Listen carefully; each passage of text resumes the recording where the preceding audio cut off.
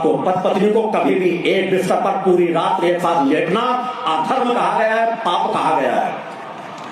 आप घर परिवार की चर्चाओं के लिए, आपकी आत्मीयता के लिए घंटे 2 घंटे 8 घंटे आप अपने साथ एक साथ उठते बैठते हो, प्रेमपूर्ण वातावरण में आप वहां रहते हो, ये आपका धर्म कहा गया है।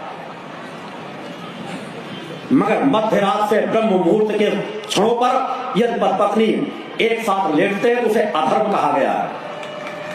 अतः प्रयास करो, जिन बच्चों को तुम दूसरे रूम में लिटा देते हो, वो बच्चे तुम्हारे साथ लेटना चाहते हैं, मगर उन्हें सुला करके, लोरी सुला करके, कुछ लोग तो अफीम तक खिला देते हैं अपने बच्चों को कि बच्चा रात भर जगाता तो कुछ नशा करा देते हैं बच्चों को और ले जाके दूसरे कमरे पे लिटा देंगे।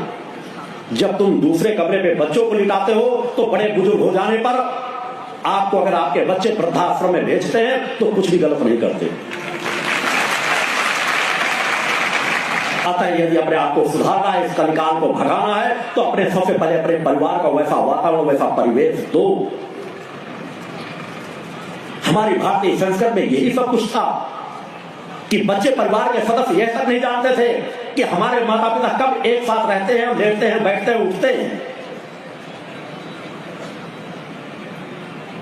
आप तो बच्चों से कहा जाता है कि माता पिता के भी कमरे में जाओ तो दरवाजा खटखटा कर अंदर प्रवेश करो।